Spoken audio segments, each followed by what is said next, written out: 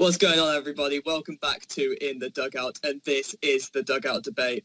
Of course, as usual, I'm Alex, and I'm joined by my two friends, as Josh would say, partisans and pundits, Chris and Josh. Guys, how you doing?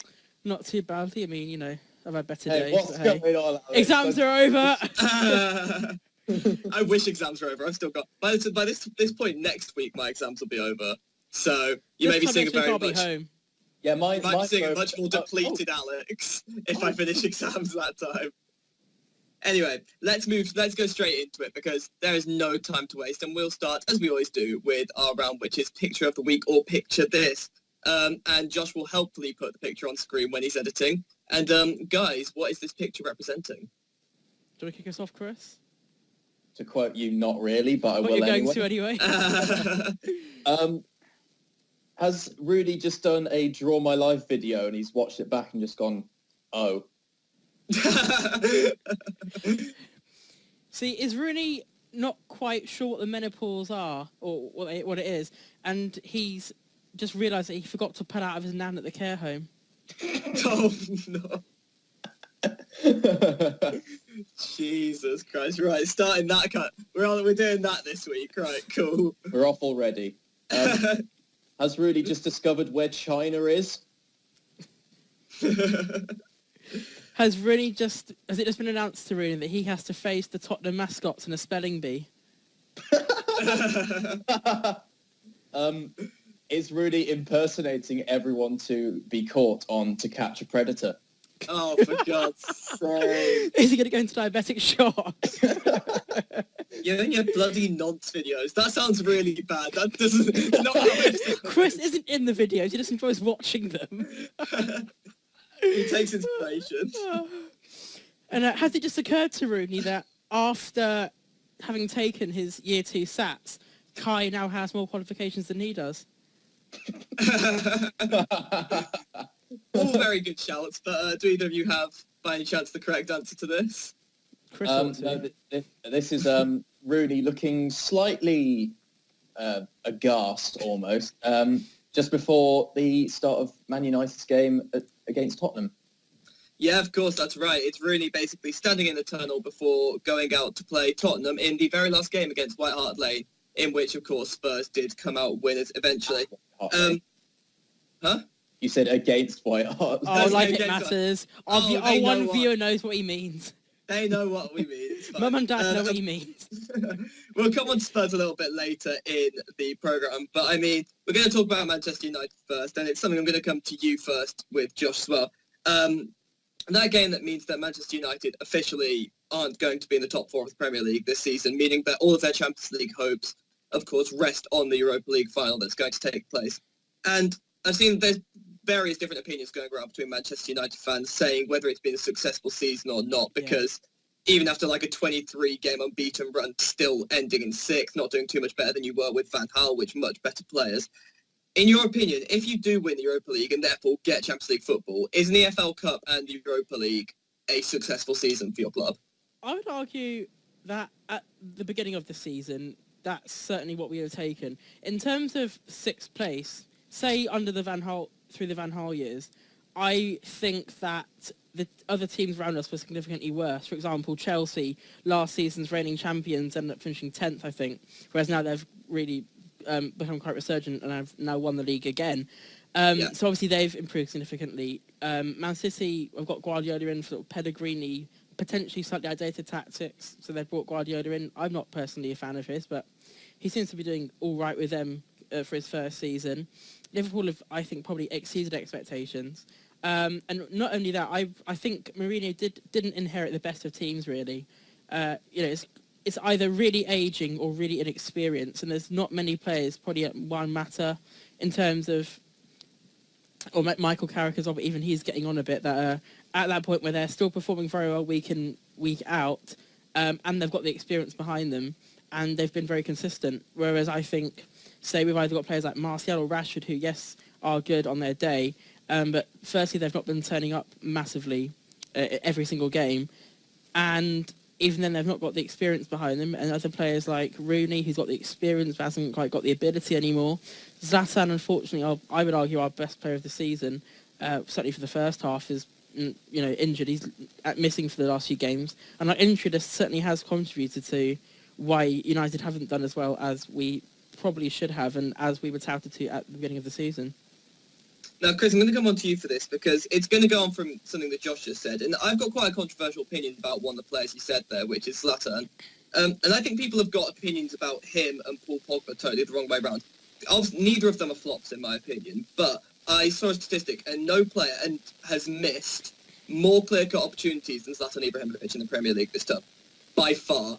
And I think that people always criticise Paul Pogba based on his statistics. He doesn't get enough goals and assists. Pogba would probably have the most assists in the season if Zlatan finished off as many chances as he had. Obviously, getting the number of goals that he's got this season at a high level, especially in a difficult league where it's his first season, is nothing to criticise. But do you think that perhaps the forward position is somewhere Manchester United need to strengthen, Chris? And if not, where? What do you think the core issue is in the team that may have made them perhaps underperform this season? And do you have any suggestions for who they could bring in to maybe improve it? Well, I think Josh hit the nail on the head with the fact that they've got at one end of the spectrum ageing players and then the other inexperienced. So for a striking option, they should look somewhere in between. And the one name that does spring to mind is Antoine Griezmann, because he has proven himself consistently at Atletico Madrid and in the Champions League. He has performed on the world stage as well. He was very good with France at the Euros last year, and he's already been touted with a move to United before, I believe, but then that may just be the typical transfer gossip. Regarding what you said about Ibra missing these chances, yes, that is obviously true, but it may be slightly hard to criticise him with, like you said, his age and the number of goals he actually has scored. And then comparing him with Pogba and the assists that he could have racked up, then, yeah, of course, that would definitely impact people's perception of Pogba this season, because many have just only seen him for his haircuts rather than his goals. One thing about Pogba is that maybe in the true sense, he's not a flop, but for the most expensive player in the world, I think it's fair to say that he's not quite justifying the price tag. He hasn't justified it so far. I think that's where the flop tag comes from. In terms of Zlatan having missed the most chances, I would also say that he's probably had the most chances. So obviously, when you get a lot of chances, there's more chance. Obviously, you're more likely to miss chances. I wonder what the percentage is, as opposed to just the raw number. The other factor, of course, to look at is not just how much Man United spent, but how much Pogba is worth. Because if you look at the amount of money that United have now and the amount that they spent on Pogba, 89 million, yes, that seems a lot. But then you look back at when Real Madrid signed Zinedine Zidane, they spent more in comparison with the amount that Real Madrid were earning back then. It took up a considerable amount of not just their transfer budget, but their budget as a whole, as a club. And obviously that means that Zidane was worth far more to Real than right now I'd say that Pogba is worth to United, because of course they can now recuperate that far more easily with all the ticket revenue and all that. Well, I think as well you've got to take into account with Pogba that he is, because of the image he does keep, because of how young he is and how he sort of burst onto the scene at Juve, he's also probably one of the most marketable players in the world, regardless of maybe now because of his form and because of some of the social media backlash he's had because of that, less so, but especially when he arrived at Man U, arguably one of the top 5 most marketable players in the world. And if I'm not wrong, I think he paid back his fee in things like marketing and things like shirt sales within weeks of having actually signed for Manchester United. The emoji deal probably helped us out in that. The emoji. We won't get started on the emoji deal. Anyway, we've talked about Pogba for a bit long enough. Let's talk about the other team that are actually facing United in the Europa League final, as we mentioned earlier, which is Ajax. And Chris, I know you've expressed that you're really impressed with sort of like the youth and talent of this Ajax team. How good do you think they are? I know we shouldn't be underestimating them, but would you say that United are actually favourites to win this game, or do you think Ajax are actually a good enough team to possibly be really in this game with United? United are definitely the favourites, but Ajax have sort of proven a lot of people wrong with their squad, because I think the average age of their normal starting 11 is 22, which just is That's mad. ridiculous. But when they've been performing this consistently in a major European competition, they've reached the final against a side like Man United. They've knocked out teams along the way like Schalke, Ajax, and Leon. Leon. Yeah. When a young side is a hungry side, and while Ajax may not have won the Eredivisie this season, that's gone to their Rotterdam rivals, Feyenoord. Ajax is in Amsterdam. Big up Dirk Kuyt. Dirk Kuyt, indeed. They will definitely look to win the Europa League, because then they will obviously have silverware to show. But then, like what United are looking for, is a Champions League spot.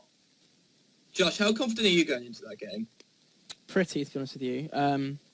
Just because I think United's got a better squad. I think Mourinho's got the squad depth. I talk about this a lot, and it doesn't always pay off, but I think he's got the squad depth to be able to afford to rest players. And not only that, we've got nothing to play for in the league, so he's got nothing to lose by sort of putting half young players and half players that need minutes in the Premier League. In terms of Ajax, I think that they lost the league. Well, they didn't lose the league, but they Feyenoord won the league. Feyenoord, generally speaking, isn't a world-class team. Whereas take the Premier League, I think possibly bar Arsenal, maybe Liverpool, the teams above United are verging on world-class, if not world-class. And I think that's probably the difference.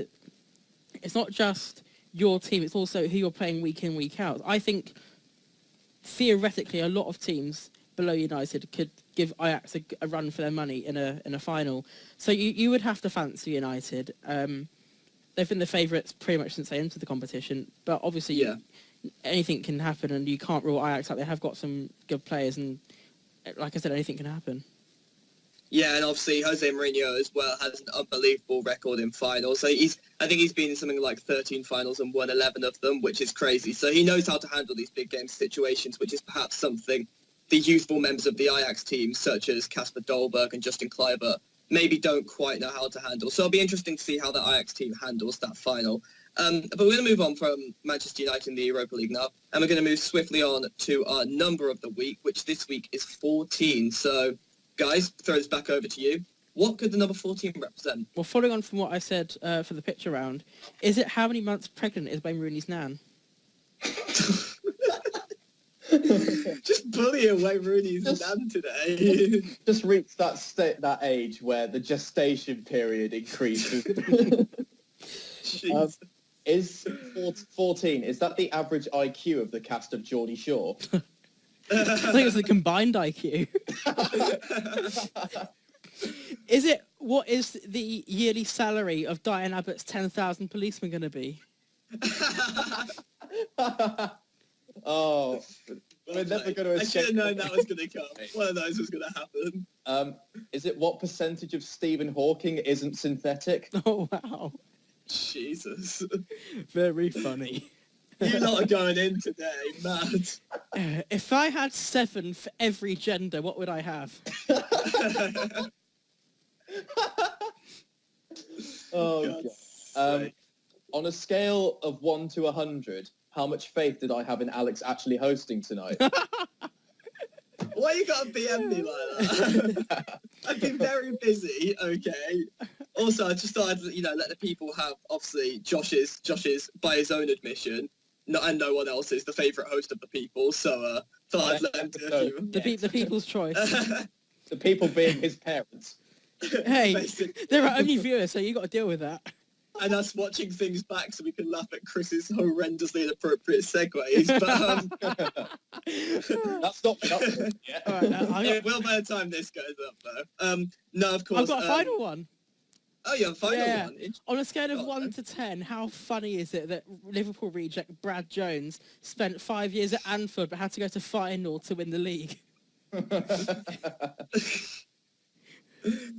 Chris, you got the actual answer. He tweets something like, "Oh, I've waited 18 years for this." They put that Middlesbrough. Yeah, I can't remember any other teams. Oh dear. No, what's the actual answer? Wasn't this the number of consecutive home victories that Spurs had? Yeah, it is. So obviously, as you mentioned earlier, Spurs played their final game at White Hart Lane against Manchester United this week. And this season in the how many 18 games that they played at home, something like that. I can't remember. Yeah, No, 19 games. 19 games that they played at home. They've won 14 and drawn 5. They're totally unbeaten at home, which is an unbelievable record. And 14 of those wins were, of course, consecutive. And we're going to talk about Spurs a little bit more in depth because, again, it's been a bit of a controversial topic with, I believe it's Rachel Riley got this ball rolling where she said Spurs bottled the league after they'd won 9 of their last 10 games and then lost to... The brain's gone blank. They lost to somebody that was kind of a small team that they should have beaten. But obviously Chelsea was still in driving seat to win the league. And I'll throw this out to both of you. Simple question. Did Spurs bottle the league? I think Chelsea was better than them, and it's as simple as that.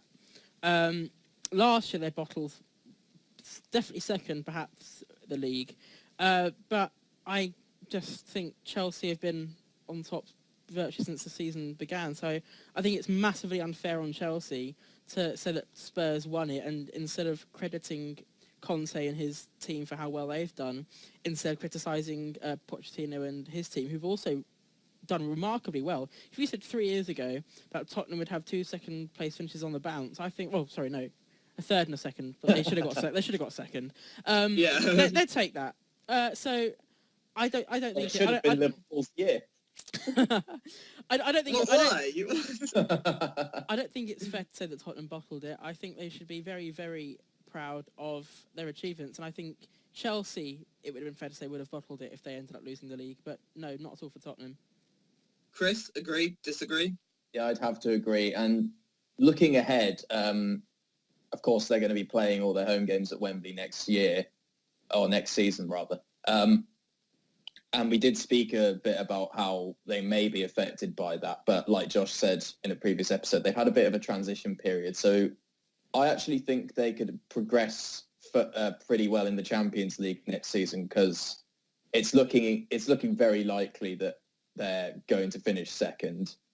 Is it mathematical yet that they're definitely going to finish second? They're second.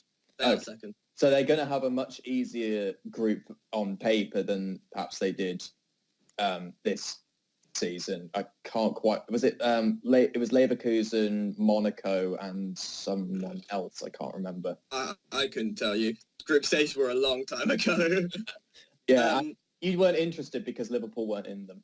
Thursday night for that guy. What are you talking about?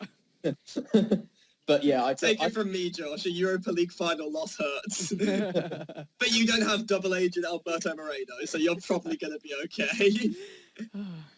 Hey, somehow his team just outclassed you on the day. Oh, shut up. It's so condescending. I love it. from a Villa fan. Yeah, how does that feel? That hurts. 13th in the Championship is pissed on Liverpool. Your most exciting thing in your life is Jonathan Codger, and you're still shit talking. No, it's Ross McCormack getting kicked out. Or Dr. Tony's latest tweet. Who was it? About some League 2 player they're going to sign. Who was it Liverpool were knocked out in the FA Cup? Oh yeah, it was Wolves. A team ran by Paul Lambert.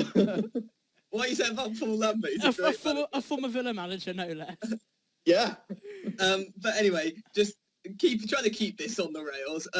Just the last thing about Spurs, because obviously we've spoken about them, their move to Wembley in previous episode of this, so we won't go into that too much. Chris, you've mentioned that you think they could be successful in Europe. The big question is, I know they've challenged for the league kind of this season, but not particularly in the sense of Chelsea were kind of running away with it by Christmas anyway. Can Spurs win the league next season, yes or no? It'll depend on who they sign, because if you look at the Spurs team, there are very few players in that team that I would call world-class, quite similarly to Arsenal. Interesting. See, I would say Hugo Lloris is a world-class keeper, and Harry Kane is verging on being a world-class striker. Perhaps he just needs another season of this consistent goal-scoring form for me to consider him world-class. Of course, Moussa Dembele is world-class, but... he has been for years. He will be for the next decade. He will be world-class. But yeah, I feel like Spurs perhaps need to sign another striker to partner up with Harry Kane, because Vincent Janssen, as we've seen this season, has just been a bit pretty much a flop. So Young Min Son, though, I mean, he's spent a lot of season on the bench and he's won 2 Premier League Player of the Month awards, having not Not played on the that much. bench. So he's very competent. He's very competent. But he's more of a winger than a striker, and he cannot play left wing back for the life of him, as we've seen. No, that's true. But I think Pochettino will probably accept the personal blame for that. Perhaps Poch will have to change his tactics or his formation to better suit challenging for the league in terms of goals scored. I mean, Spurs haven't exactly been on a goal drought this season, but they will definitely need to find someone else who can kill off a game alongside Harry Kane. See, it's interesting that you say you only think they've got 1 or 2 world-class players. I think potentially world-class is thrown about a bit too much. Depends on what your definition of world-class. I think they've got at least 4 or 5 players in that squad that I would say would be worthy of being in any Premier League winning squad. Jokes aside, I think Moussa Dembele is an unbelievably good footballer. But it's just not as easy as it will be in 10 years' time. That's the only thing. Yeah, no, obviously he's only going to develop and get better. But I think he's quality. I think at this point, he's had 2 or 3 really incredible seasons. I think you have to start considering Harry Kane a world-class goal scorer. I think I'd say the same for Dele Alli. You don't just score that amount of goals from midfield without being an extraordinarily good midfielder. Christian Eriksen has kind of quite quietly had an unbelievable season. Of course, I agree with you with Lloris. And then you can even argue the likes of Alderweireld. I think they've got, almost just over half that team is absolutely unbelievable. And I think that the advantage they have is I can't really see any of their key players leaving. Like when I think about Liverpool, there's always the possibility that Coutinho's going to go to Barcelona or Real Madrid, for example. With Arsenal, they might lose Alexis Sanchez. Spurs don't seem to have that problem. And I think they've gotten to that point now where if they can maintain the core of players that they have, they've got a really good chance of the next few seasons of getting possibly 1 title. But we've droned on about Spurs for, I think we've droned on a little bit long enough unless either of you have anything else to add to the conversation about it. I was going to go one further than you in saying that you don't need a squad of world-class players to have a world-class squad. If you look at a lot of the sides that have won the Premier League in the past, they've not necessarily had players that would get into the Barcelona or the Real Madrid side, but often in the Premier League, they're not the players that you need in order to succeed. I mean, take Leicester, for example. You probably wouldn't call their Premier League title-winning side a world-class side, but as a collective squad, they were very, very good. If you take, the Arsenal Invincible squad, there are select players that you consider world-class, like Henry, Pires, Bergkamp, Ljungberg maybe. And then the rest of them were just, very, very good players that as a squad contributed to one of the most amazing seasons that England's ever seen. Same with the United treble-winning squad. There were not many really world-class players in that team, like, Scholes, Giggs, Schmeichel perhaps, Keane. Yeah. Apart from Gary Neville, apart from that, they were just sort of internationally probably went under the radar and went to achieve massive things. So I personally think Tottenham have got a very good squad in virtually every single position. So I think if you can look at the squads that have got probably not necessarily world-class players and can go on to achieve great things, I think the future looks very bright for Tottenham. Yeah, well, good stuff, guys. And I mean, we'll link this straight into the next thing, which is we talked a little bit about Spurs in Europe. I kind of want to talk about Chelsea potentially next year in Europe as well, because as an English fan, I like to see, as I try and put my rivalries aside when it comes to teams in Europe, with the exception of Manchester United, because I am a little bit bitter about you taking us over as England's most historically successful club.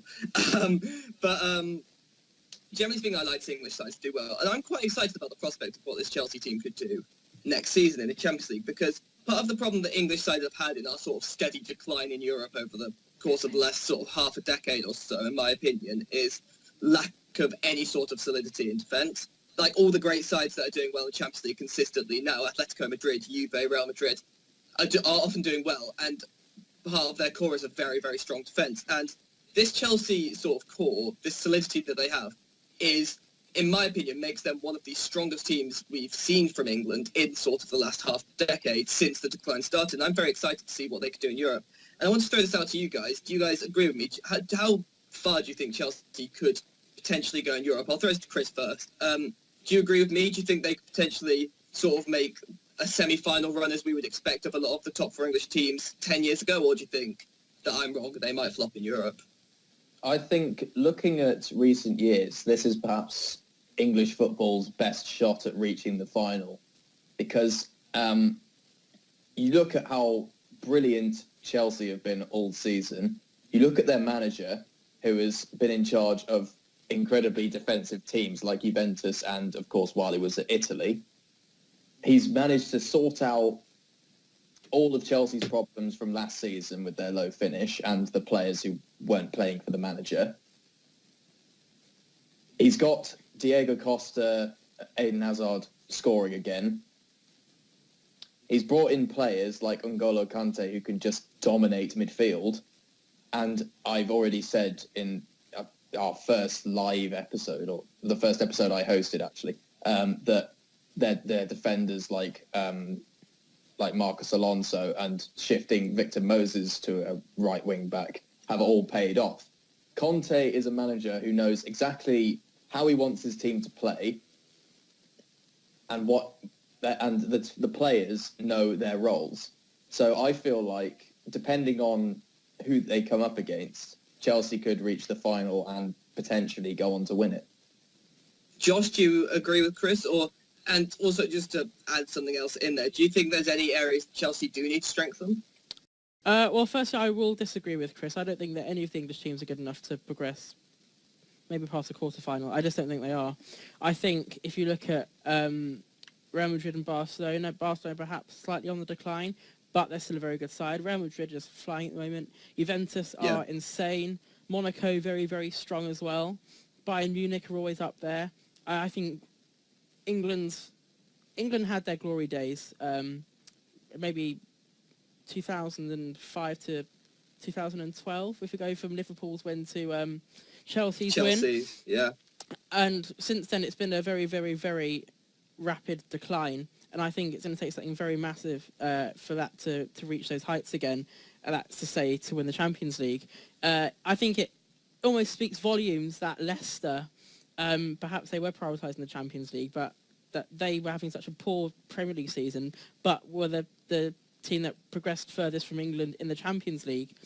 I also would say that in terms of where Chelsea need to strengthen, it's not a case of needing to strengthen.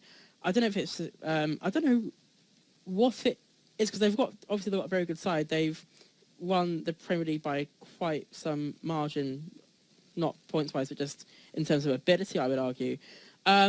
So I just can't see them progressing further. I just think the other teams are better. And unless they were to sign players from those teams, I just can't see it. Does that mean, and I know we just talked about this, but I don't think I actually came to you specifically on this. Does that mean you don't think there's any English team that could realistically do anything particularly special in Europe? Let's say special being semi-final and upwards. No, because if you take, like, for those years that I was talking about, Liverpool, it wasn't a vintage, obviously it's a legendary team, it's not a vintage Liverpool team. I'd say probably the 2014 one was on paper better. But if you take that out of the equation, England were having not just one, it wasn't a case of, do you think one team will get in? We were having regularly 3 teams in the semi-finals or 2 teams in the semi-finals. And then you look at Spain, like Madrid on its own as a city is having 2 teams in the semi-final year in, year out.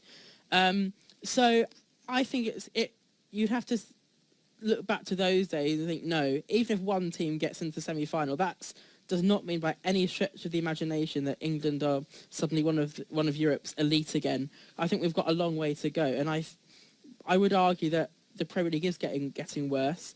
It's, apart from maybe money-wise, it's not as attractive. Players like Gareth Bale are going from the Premier League to La Liga, performing very well, although he's not done so well this season, admittedly. But I think something has to happen. I don't know what, for England, for the Premier League to get that spark back again. I was saying to you guys earlier on in the week, this has probably been the most boring season on Premier League record. So, and, for Chelsea to win that, I mean, nothing exciting has happened. And you need that bit of excitement to go far in Europe. A woman. Pardon? Moyes threatened to slap a woman. That's probably the most exciting this season's got. Julian Smith didn't have a rant on the pitch. Kevin Keegan didn't say anything along the lines of "love it if we beat them." There wasn't. No one There was wasn't. the Welsh shabby. Even not even I can off, agree not with even that. off There's the pitch, nothing even stand out. even on the pitch. We have these so-called world-class players like Zlatan. Okay, Ibrahimovic isn't a flashy player. He's more like he's just an out-and-out striker. But like Hazard is supposed to be a world-class player. Alexis Sanchez is supposed to be a world-class player. But Emre Can. oh yeah, how can I forget that? But I don't know what it is. They're not Ronaldo or Messi. I don't know. They're above and beyond. But the Premier League is known for having these absolutely the best players around, and it's just not happening. Fair enough. Well, very passionate put down of the Premier League and its decline in sort of the last few years by Josh then. And which might put you right in the mood for our next topic, which is sort of the struggling end of the Premier League. And when I say the struggling end of the Premier League, I mean the end of the Premier League that's not going to be in the Premier League next season, which of course the three confirmed relegated teams, which have now been confirmed to be Hull, Borough and Sunderland. So firstly, very quick question. Any surprises there? Both of you? Either of you? Well, how far are we talking? Like when we first started doing this program, I was confident Sunderland would survive, and then I think I pretty much jinxed them because since then they went on quite a very bad run of form. Yeah, it was definitely you. I thought Palace would go down at that moment in time. So obviously, once again, Sam Allardyce did very, very well with them. I wasn't surprised at Hull. I think I called it then that Hull were going to go down just because I think there's something to be said for inconsistency, especially when it comes to managers. I mean, Sunderland have suffered that fate for practically a decade. And I don't know if this is going to come on to one of your questions, but I think Marco Silva will lose his job. And in terms of Middlesbrough, I think once again, after Aizul Karanka left, I think the writing was on the wall for them. I don't think I've got much more to add to that, really. Fair enough. Because I was going to say, I think there's a number of teams that have kind of underperformed in the Premier League this season. I think Crystal Palace, with the squad that they had, should never have been even fighting relegation. They've got some genuinely very, very good players in there, proven Premier League quality players. I mean, without just generally trying to fire off shots. I mean, if Christian Benteke can hit the number of goals consistently that he did for Villa, he can hit it for most teams that would be currently in the Premier League. Except apart from Liverpool, obviously. His one wonder goal for Liverpool got overshadowed by Martial's debut goal. Got overshadowed by a worse goal. Welcome to Manchester United. But this is completely impartial. Not complaining. Impartial, mate. Oh. Wait, hold on.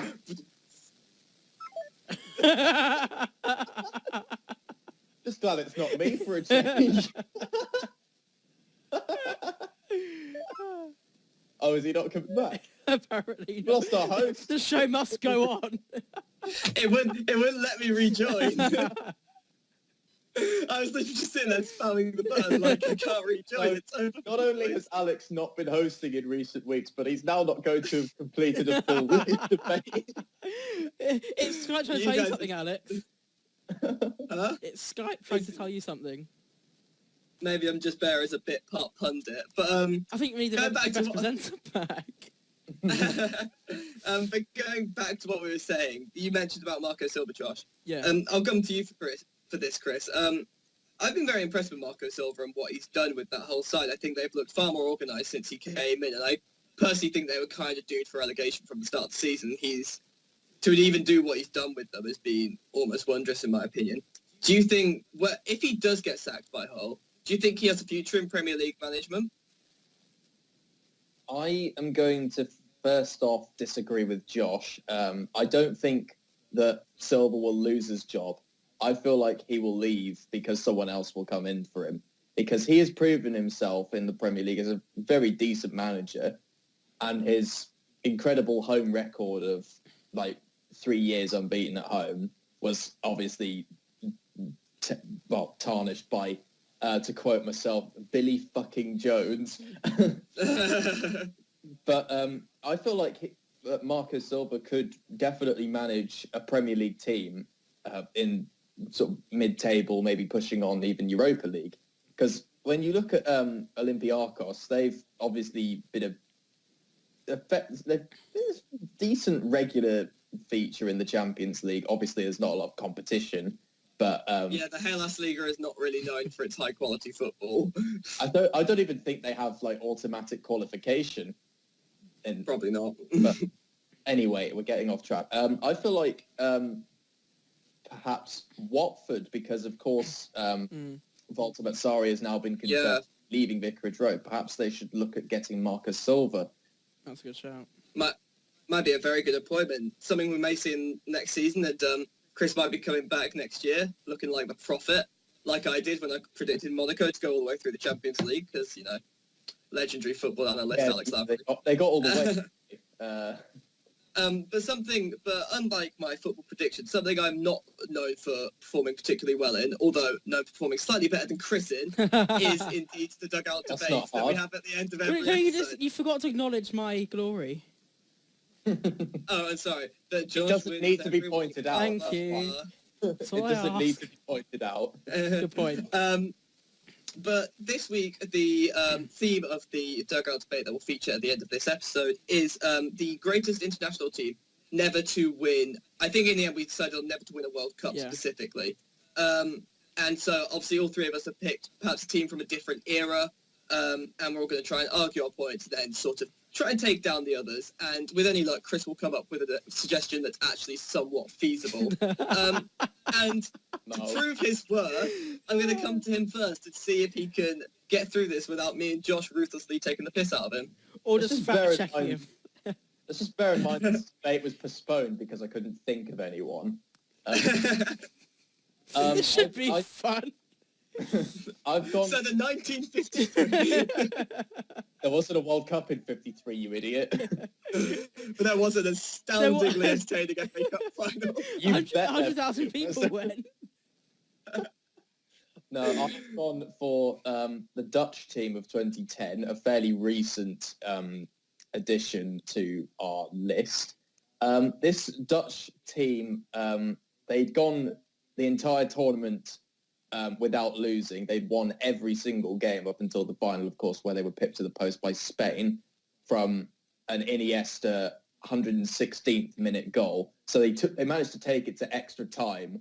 And a magical Iker Casillas against Spain, when Iker Casillas was in the form of his life, of course. So yeah, it's not. But then you look at some of the players in that Dutch team. You've got the likes of Robben, Schneider, Liverpool legend Kuyt, and Feyenoord legend. Don't forget that. Feyenoord legend, Rafael van Baar, Robin van Persie. I could go on, and then of course you have secret kung fu master Nigel de Jong. Actually, without Wikipedia, can you go on?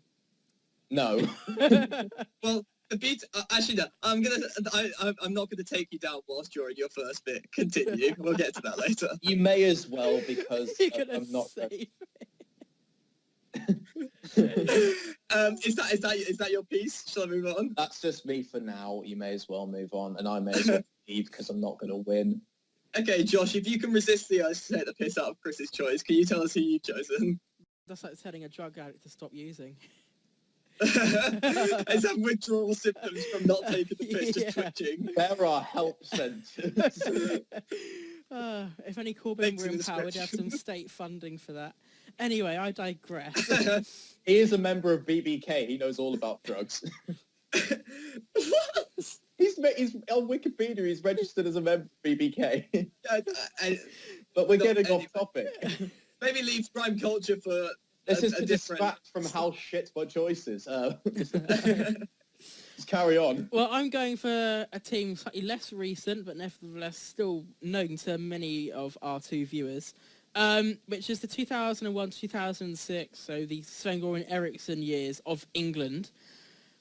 The reason I'm going for this team is because traditionally people say that England were only ever good in 1966, apart from when we got to the semi-finals of Euro 96. Yeah, it was. But it often gets neglected to be mentioned that that team from 2001 to 2006 featured some of the best players that the world's ever seen. I mean, I have got a list which I'm going to rattle off for you quickly. Just David Beckham, Gareth Barry, Nicky Butt, Sol Campbell, Jamie Carragher, Michael Carrick, Ashley Cole, Joe Cole, Jermaine Defoe, Kieran Dyer, Rio Ferdinand, Steven Gerrard, Owen Hargreaves, David James, Ledley King, Frank Lampard, Gary and Phil Neville, Michael Owen. Wait, Josh, just really quickly. I'm looking at the same list as you, and if I swear to God, if you read out the last two names and claim they are part of the world's best players, I will end you. I did omit Peter Crouch and Jonathan Woodgate from the list.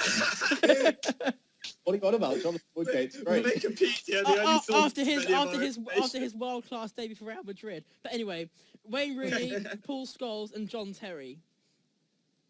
That is a phenomenal set of players that, as we were talking about before, when the Premier League was at its sort of peak in Europe and in the world, they were the players that were driving that force. And for that team to come together and completely flop in European and world competitions, it's nothing short of a shame. I mean, they beat Germany 5-1 in the World 2002 World Cup qualifiers, but yet they struggled in the World Cup. I don't know where they finished, but it wasn't great. In Euro 2004, they went out to Portugal on penalties. I think they've also suffered the same fate in the World Cup 2 years later. And then when McLaren took over, they didn't even qualify for Euro 2008. And that was with virtually the same group of players. So, like I said, to take that roster of very, very good players and for them not to be able to play together when, say, in Spain, where much of the players were from opposing teams, or Barcelona and Real Madrid.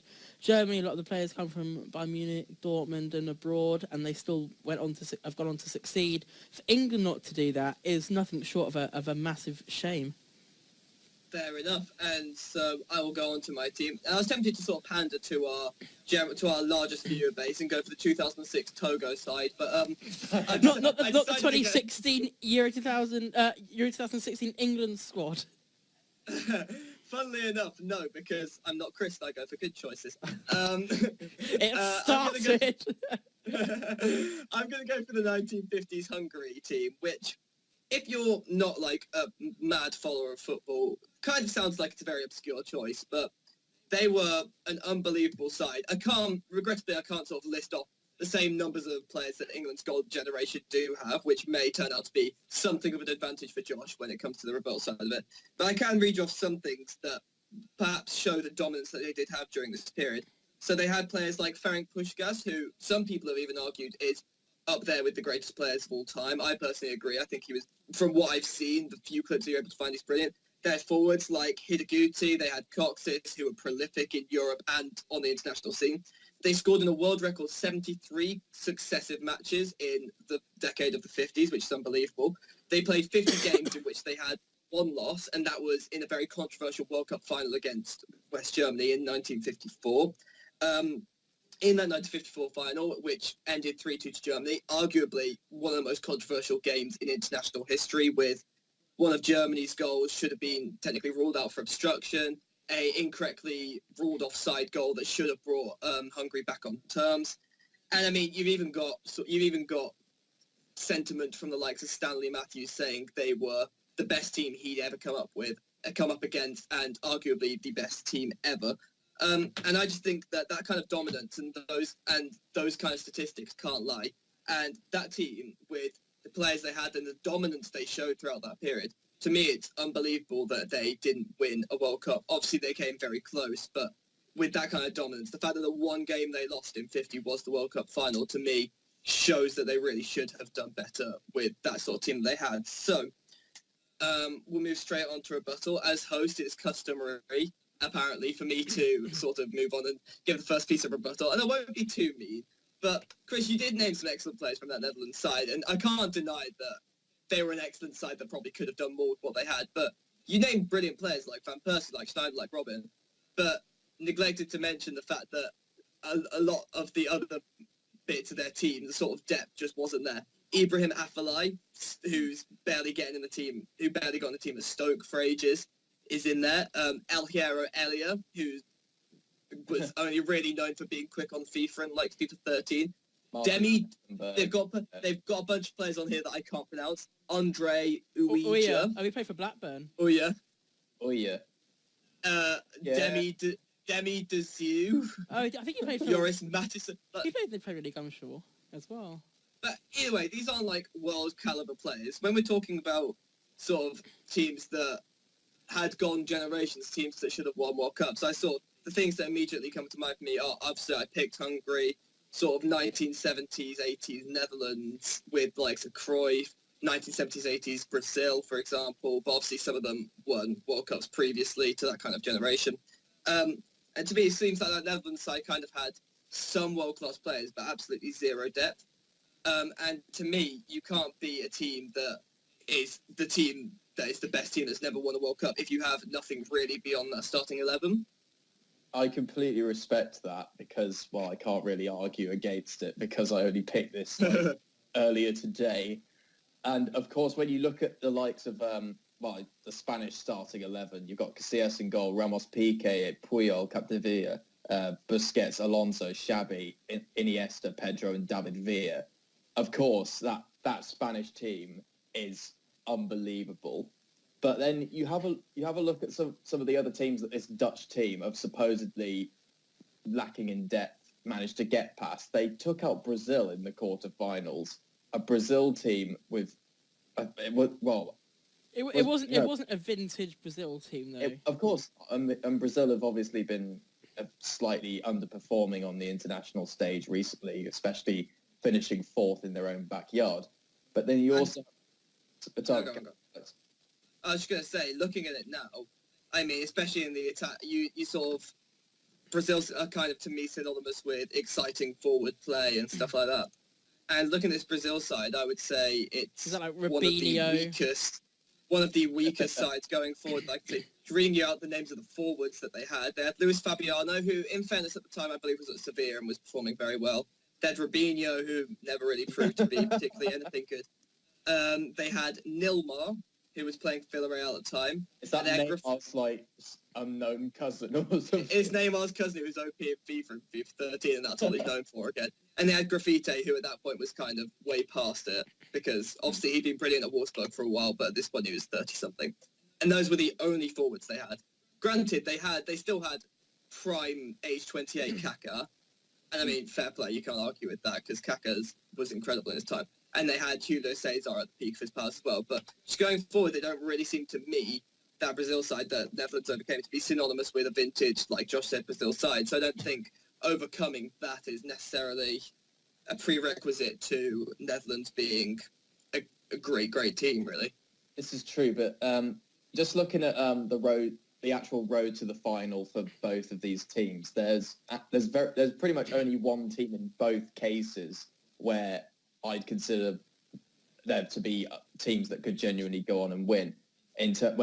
On paper, I mean, because if you look at the Dutch group that they were in, they were with Denmark, Cameroon, and Japan. Obviously, not footballing heavyweights.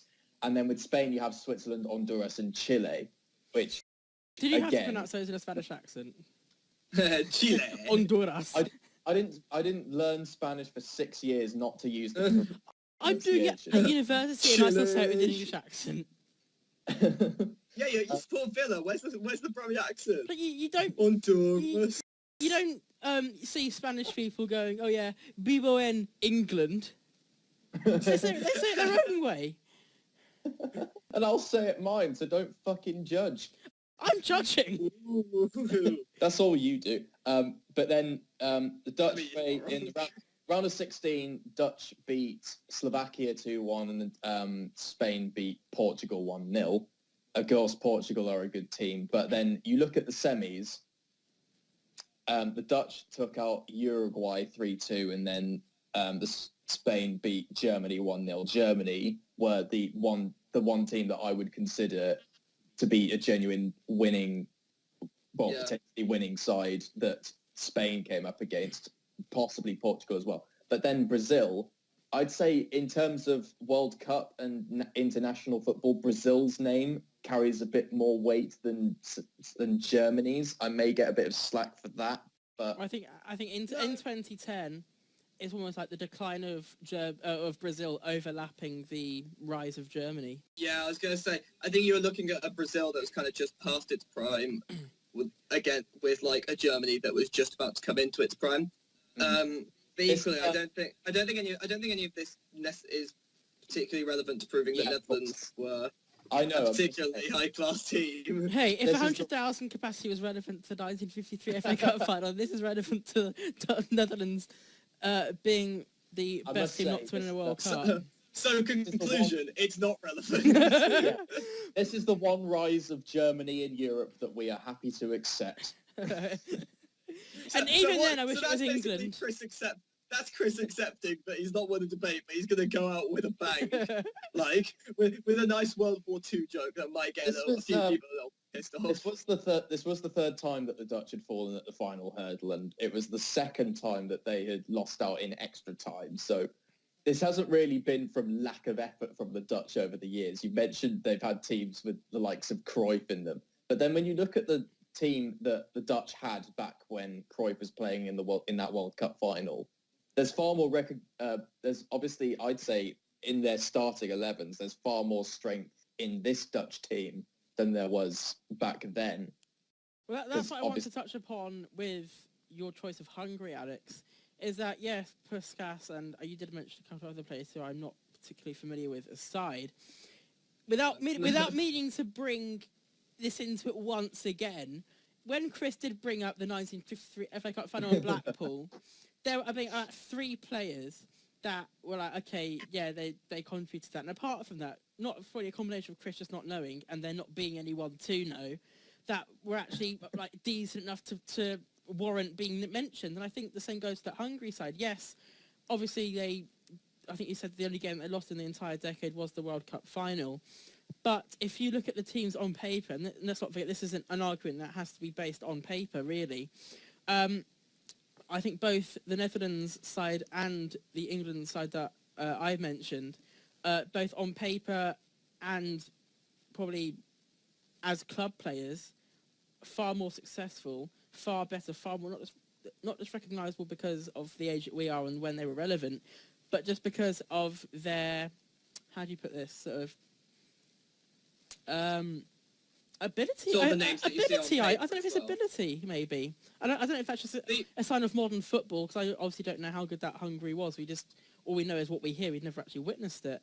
Well, the way I would respond to that is by quoting something you said earlier, which is that you don't need a team of world-class individuals to make a great team. But like I said, this is an argument that's based on paper, and in this case of, you can't, like, what I think the difference between, say, the Premier League and the World Cup, for example, is that I would argue from the top of my head that not a single World Cup was won by a very, very a world-class squad, whereas Premier Leagues have been won by squads that aren't world-class. So if you want to compare what I was saying about not needing a world-class squad to be successful, I think that's more relevant to club football than it is to international football. You also have to look at the difference between club and international in terms of the players as well, because with international football, these players may not necessarily be playing with each other week in, week out. So it's slightly more difficult to maybe go on and claim that you don't necessarily need a world-class squad, because these players won't always have been playing together. But also, what I was saying I would say that Hungary fall under 3 teams that I would say did have that I can think of internationally in history that did have the kind of chemistry that I would normally associate with the club side that trains in, week out, and I would say that's the Hungary team. I'd say that's the 70s, 80s Netherlands team, and I'd say that's the 2010-ish Spain team, because realistically, the total football that you saw Johan Cruyff bring out in Netherlands was pioneered by Hungary in the 1950s. They played, I think it was something like a 3-2-2-3 formation, and their defenders could attack and their attackers could defend. When they attacked, everyone went forward. When they defended, everyone came back. And I think that when you have that sort of free-flowing system going, you don't need a whole bunch of unbelievably well-known names either. And obviously, fair enough, you've got to bear in mind that a lot of these players are Hungarian. A lot of them weren't been playing at that point for the big European sides, for the Real Madrids that at that point were dominating Europe and the world. With the exception, influenced Hungary as well, so there's probably some involved. Yeah, but like I say, they didn't have a wealth of what you would consider world-class footballing legends. The only 2 that I would expect anybody potentially really to know are Puskás. I would expect a lot of people to know Puskás, and potentially Coxis if you're a big football follower. But I think if we are saying that we have to base these debates off paper, then I think that statistics such as the fact that they only lost, having played in 2 World Cups, they only lost 1 game basically in a decade. That was the World Cup final in 1954. I don't think it was 1 game in a decade. It was 1 game in 50. I think they played more than 50 in that decade. The statistic was, yeah. But I think if we're going off paper, you do have to take statistics like that into account. And on top of that, I would say you don't have to base these entirely off paper, because if you look at that England team on paper and you look at nothing else, you sit there and you go, that's a team that probably won a bunch of stuff. But in reality, off paper, you see the amount of inconsistency that was in the squad, the fact that no manager really managed to get those players to gel, and that's something you can't see on paper. Well, surely that's what makes that strengthens my argument, though. What do you mean? Well, the fact that the players were so good on paper but couldn't put it off when it came down to international football. I think it's certainly a strength. I think it's certainly... I'm perfectly willing to concede that that's certainly a strength of your argument, but I think that if you're talking about the greatest team to never win a World Cup, arguably, on paper, England had the individuals that really should have meant they should have done something better in an international tournament. But in reality, when you watch them play, were they an excellent team? Realistically, no, they weren't. And I think that whilst the individuals that should have made them a better team is a strength of your argument, I think it's a strength of my argument, the fact that they may not have had the individuals, but from every clip that I've seen of that Hungary team playing and everything I've read and every professional that's talked about them, the way they played as a team was unbelievably fluid and unbelievably difficult to play against. And I think that makes them, in a very different way to England's golden generation, a unbelievably good team and a team that should have won a World Cup. Something else I will say is I also think that in the past, the older generation of players that warranted a legendary status more. It's something that I repeat quite a lot. But I think, I don't know if it is a degree of maybe nostalgia on the part of the football fans, like the sort of the fans that obviously grew up at the time. But I think technically the players nowadays are far superior than their counterparts from the 1950s. And I accept that it's half how good you are and half of how good the team is as a whole. But like I'll reiterate, England's issue, it depends how we frame this debate. If we're talking about the team as a whole, are we talking about and how they performed, as a team, or are we talking about the team that was on paper and the team that repeatedly failed to achieve anything? And I think it depends which way you take that argument, because from my point of view, why I would categorise or class England as a bigger international flop, or there could have been but wasn't, more so than Hungary, is that when you look at that squad, like you said, on paper, it should have won a bunch of trophies, but didn't. Whereas with Hungary, I think if you look at that squad, it didn't win a bunch of trophies. I don't know if it even won any trophies, but didn't. And it's like, if you go, I don't know, 25 years' time, and look at, say, the Leicester City squad, and I know I said it's hard to compare the two, but if you are to compare Leicester City's Premier League winning side from, say, I don't know, Arsenal's Invincibles or the United treble winning side, obviously there's no comparison to the Leicester City squad to both of those squads that I mentioned. But let's just say you took the Arsenal squad or you took the United squad. On paper, they're teams that you'd think, okay, they should be winning, they should be challenging for titles, and the fact that they did speaks volume. So the fact that if you then take that scenario and place it internationally, where you've got an England that virtually the same set of players that were around the time of United's treble winning squad and Arsenal's Invincibles squad, with a few others thrown in for good measure, not performing internationally compared to, say, I don't want to do either Hungary or Leicester any disservice by comparing the two of them.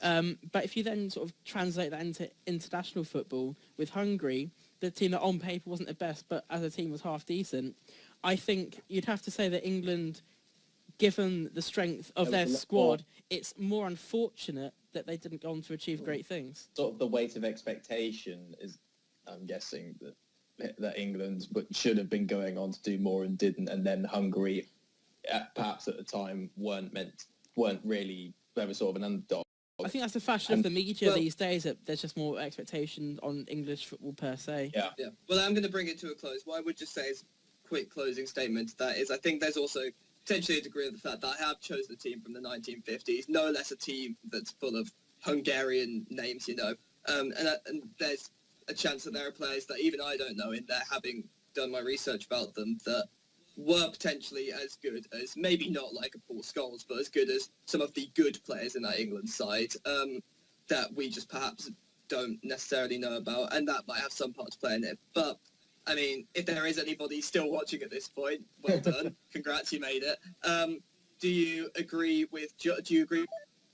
Okay. Do you agree with who? Well, who do we agree with? Who do we agree with? It's just a picture of us as well. Who do we agree with? No. Do you agree with Josh's sort of part of the argument where it's, based on the names on the sheet, the team that should have done better? Do you agree with my sort of take on it, which is a team that did form to its standard but was unlucky not to win anything? Or have me and Josh been really, really unfair on Chris, and you think that the Netherlands 2010 squad was indeed the best team to never win a World Cup? Let us know. We will read all the 2 comments that you might actually potentially post. And thank you very much for watching this week's episode of the Dugout Debate. We will, of course, be back next week, as we always are. And yeah, we will see you guys next time. Bye-bye. Yeah. All right, cool. Good episodio.